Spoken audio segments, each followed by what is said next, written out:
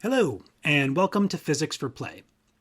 In this episode, we're going to continue our discussion on why imaginary numbers are useful, and we're going to show how you can replace most of what you do with trigonometric functions with complex exponentials. Let's get started.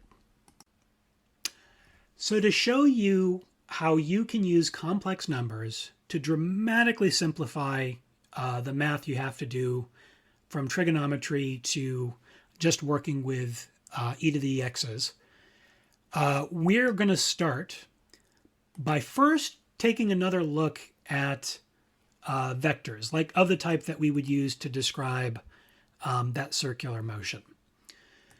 So I'm going to write a unit vector here.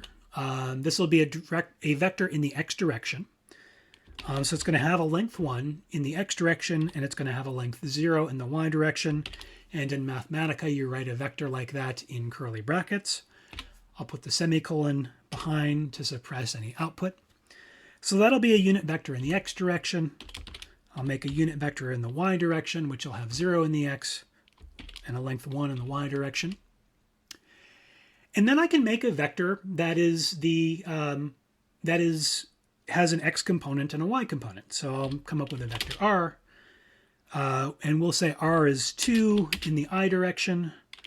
Now this is I, my unit vector I, not I, the imaginary number I, which will show up in a little bit, but that'll get a script I, it'll look a little bit different.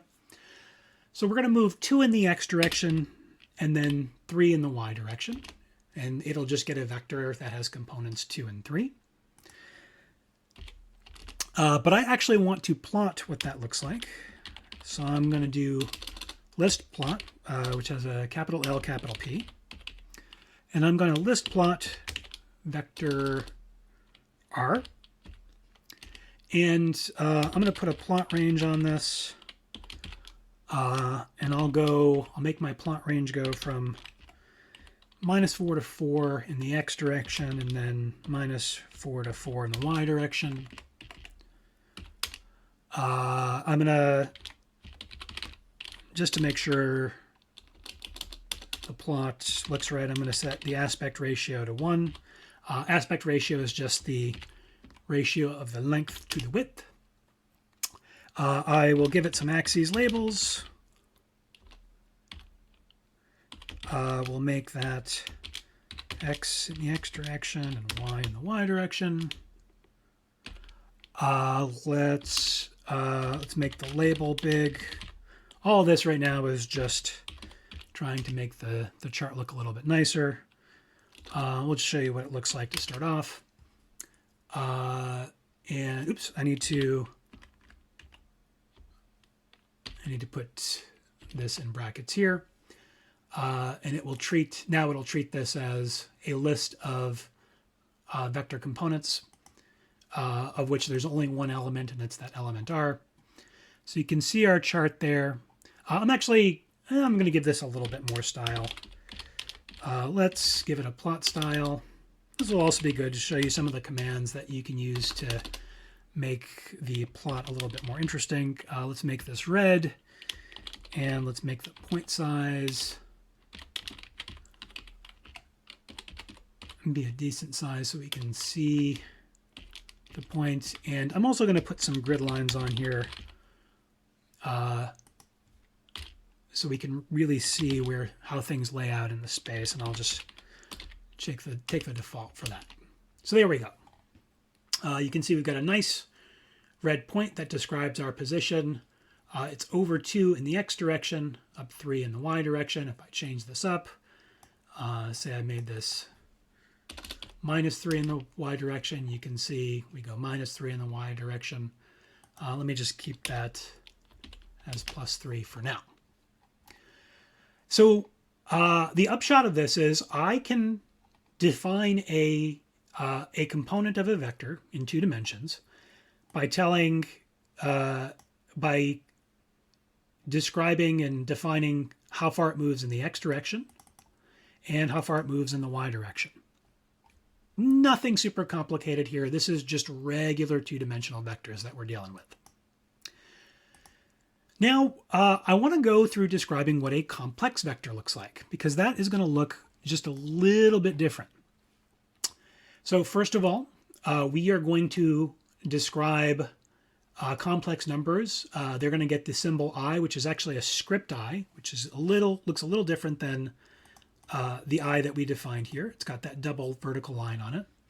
Looks like the I has a little bit of a shadow. And we can write that using, well, you can use one of the palettes if you go up to the palette menu over here, and you can just push a button and have the I show up. Or you can use the command escape, then hit double I, which will give you an imaginary number when you hit escape one more time. So we're going to write the square root of -1 this way. Now, the complex numbers can have a real and imaginary part. So we can define our complex number. Actually, I see that some of these variables here are in black, so I'm going to quit my kernel just to start fresh here. And we are going to define complex numbers as having a real and imaginary part. And here, I'm going to write that as a complex number R as being equal to x, which is a real number, plus the complex part, which is a y, times an imaginary number. So y is real, but when I multiply it by imaginary, the product of the two becomes an entirely imaginary number. Now, just like we plotted our normal vector, which had an x component and a y component, we just used a list plot to plot that. We can also plot our complex number as on a two-dimensional graph, and we're going to do that in a little bit of a different way. So the way you plot a complex number is you take the real part and you move that number of spaces in the x direction. Then you take the imaginary part and you move that number of spaces in the y direction. So it's much like the two-dimensional vector we had before, where you move a certain number of spaces in the x direction and a certain number of spaces in the y direction. The difference this time is, instead of taking the x component and y component, you're taking the real and imaginary parts. So I'm going to start off by writing a complex vector. I'm going to say r equals 2 for the real component and 3 for the imaginary component, which is in 2 dimensions pretty much the same components that I had for my two-dimensional vector, 2 in the x, 3 in the y. And I'm going to plot it using something like the list plot command. I'm just going to change up a few different things. I'll put it in the same cell here. The things I am going to change up are, one, you can see that we have list plot as the command here. I'm going to change that to a complex list plot, which is Mathematica speak for plotting a complex number. And I am going to plot, I am going to keep the plot range the same. I'll keep the aspect ratio the same.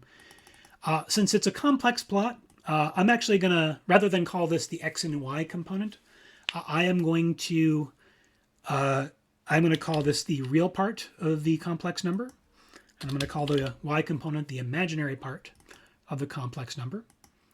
And the rest of this I am going to keep the same. And when I plot it, you can see I get a graph that looks almost exactly the same as the original graph I got. We move over 2, up 3. We move over 2. We move up 3. The only difference is now I'm doing it on a complex plot, so I've got a real component and an imaginary component. Now, there are a couple of things that are interesting about writing complex numbers in this way. So the first thing which I will show is that when you multiply by I, so when you multiply by the square root of -1, take a complex number, multiply the whole thing by the square root of -1, Well, it turns out that acts as a counterclockwise rotation by 90 degrees. So let's show that. So I'm gonna take the code that I had before. Let me just copy it. And I'll paste that here.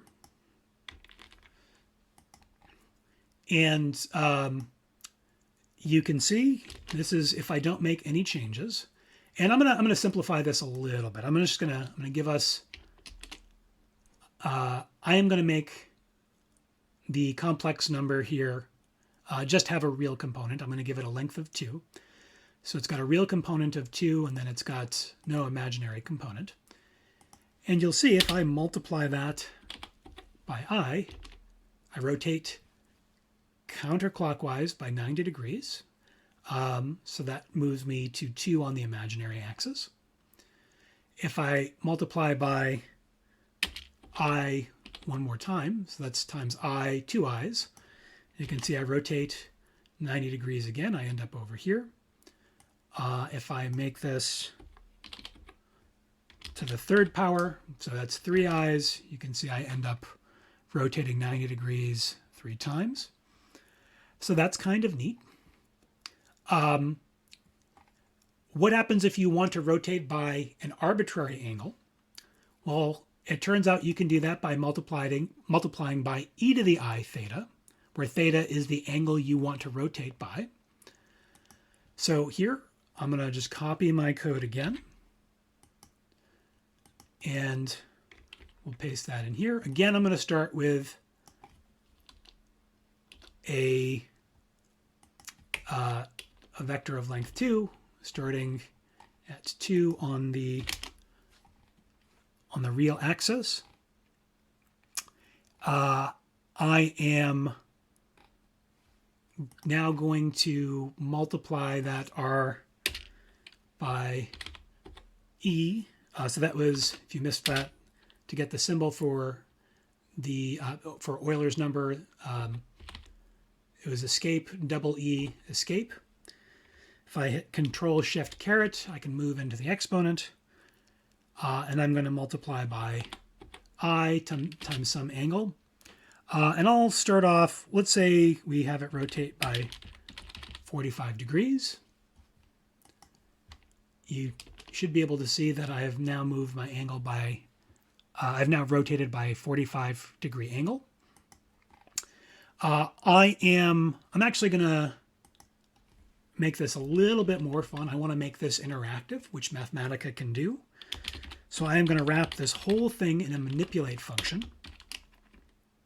So I am going to manipulate what this plot looks like. And I am going to have an angle, theta, which is escape, Q escape. And I'm going to have that angle go from 0 to 2 pi. And we'll wrap that in a manipulate, and I will change this 45 degrees to theta. And you can see we start at 0 degrees. And as I increase theta, it just moves my angle in a circle. If we want to see that angle a little bit better, let's put another point in here. And what do I want to do? I want to have this, I want to join these points together so that I can better see that angle. I will say joined is true. I need to put a comma at the end of that. And then you can see we get a line that we can rotate by any arbitrary angle. And again, the angle is the angle between the real axis and the vector pointing to the complex point in the plane. So you can see that just by choosing some angle, this is the angle in radians by default, you can see that multiplying by e to the I theta is basically an operator that causes a counterclockwise rotation by an angle theta. Now, you might ask, well, what's really going on here? And to see what's going on here, it goes back to our unit circle example from earlier. We can actually represent two-dimensional vectors using e to the I theta because of this relationship right here. Kind of a remarkable relationship because it says that e to the I theta, and we'll prove this in a second, is equal to the cosine of theta. That would be a real component since everything in the cosine theta is real, plus a sine theta times the square root of -1i, which is the imaginary component. So I have a real component, which is your cosine. I have an imaginary component, which is your sine function. The real component goes along the x-axis, as we said earlier. Move the real part, take the real part and move that number of spaces along the x-axis. Take the imaginary part in green here, move that number of spaces in the y direction. And that's just represented by e to the I theta, which is going to be the cosine of theta, the real part, plus I sine theta. Again, it's just a real part plus an imaginary part. So to see this, I will show that this is true in Mathematica speak.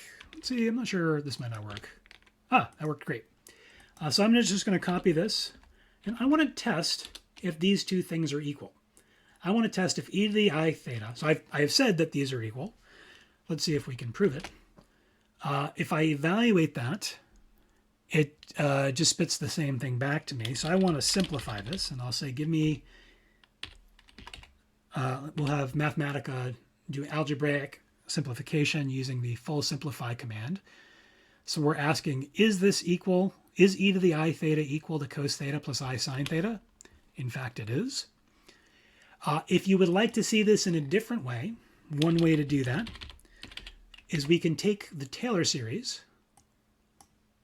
of e to the I theta, and I'm going to do this for theta goes from theta near 0, and we'll do it for 3 terms, and you get an expression that looks like this.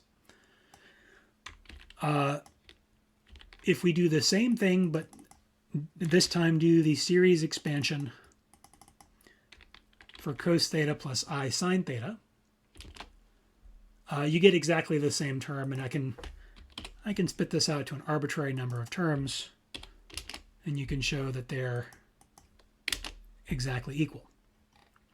If you want to take a closer look at this, we can actually break this into the individual series expansions for cos theta and sine theta, and all you find is all of the real components, so every other term in this expansion is real.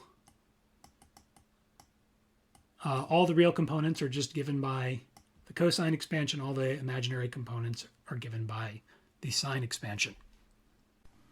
That's all for this time. Join us next time where we'll be talking about how to use the complex exponential to solve linear equations. Like the video if you liked it, and if you'd like to see more, please click subscribe.